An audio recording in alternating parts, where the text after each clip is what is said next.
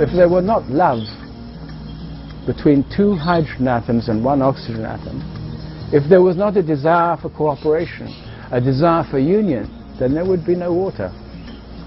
And so when you look out here in nature, everything that you can see in physical form is the result of a congregation of atoms or molecules who desire to congregate, to cooperate, to create whatever it is in front of our eyes that is beautiful to see. Everything has its place and everything contributes to the whole. So we come to this idea of water being this amazing substance which is created fundamentally out of love. It's created out of the love for oxygen, for hydrogen. It's created out of the love of mother substances, which are carbons and minerals and all those trace elements, all combine in water to produce this life elixir, which if it is high quality, will endow us with extraordinary energy and longevity. So how do we get back to this water? What does this wonderful substance do for us? How can we treat it? How can we store it? Well, water, juvenile water, young water, is born in the forest. And as it gradually comes to the surface, it gathers to itself minerals, trace elements, until arriving at the surface as a spring, it is mature. It has its full complement of mother substances. It's ready to give. And one of the principal ingredients in good water is carbonic acid, which is a compound of hydrogen, carbon and oxygen. And when you put a glass of very good quality water out in the sun and you let it stand in the sun, then eventually you'll see some little bubbles form on the inside of the glass as the water heats up. And that is the conversion of carbonic acid into carbon dioxide. And all these little bubbles coming out represent the carbon dioxide coming out of the water, represent the body of the water, the good taste of the water coming out of it. And it also represents an enormous energy loss.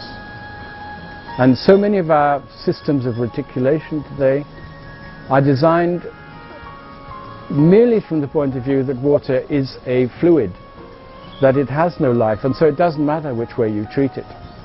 So we make it flow down straight channels, we make it flow into cylindrical objects, we make it flow into all sorts of vessels and shapes which are nowhere to be found in nature. And we don't perceive, even with so many spiral formations and spiral movements around us, I mean in terms of the spiral motion of the galaxies, in terms of the spiral movement of cyclones, tornadoes, and so on. All these spirals are there everywhere, and we don't see that nature has chosen these shapes because they represent those artifacts, those formations, which follow her laws of constant change. Because the only thing which is constant in nature is change. And if we want to create a system for water reticulation, then we must also create within the forms that we provide the possibility for water to change and transform and to renew itself.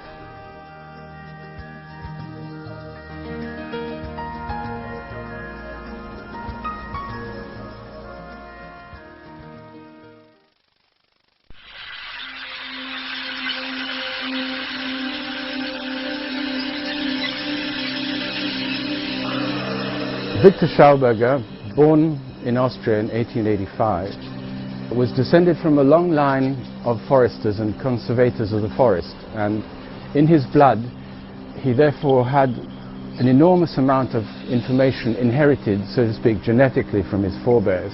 And the family motto was, "Have faith in the silent forests." He, as a young man, spent most of his time in the forest, and there he was able to perceive phenomena, energetic phenomena in nature, in untouched virgin forest, which gave him so many insights into the way nature functioned, and particularly with regard to water. He says that he used to sit beside a flowing stream and was never bored for a minute. He used to allow a part of his consciousness to flow away with the water, and when it was returned to him finally, the water psyche revealed many secrets to him.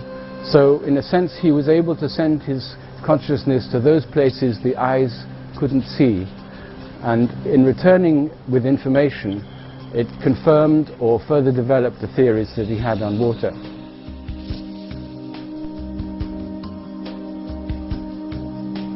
Throughout his whole life he was an unconventional person in terms of contemporary physics or science, and he had a long and running battle with scientists, often acrimonious, because those things that he said were the realities were usually in stark conflict with accepted theory at the time.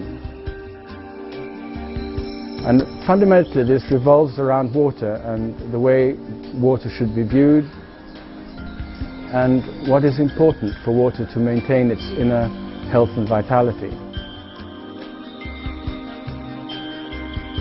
Now, what is water?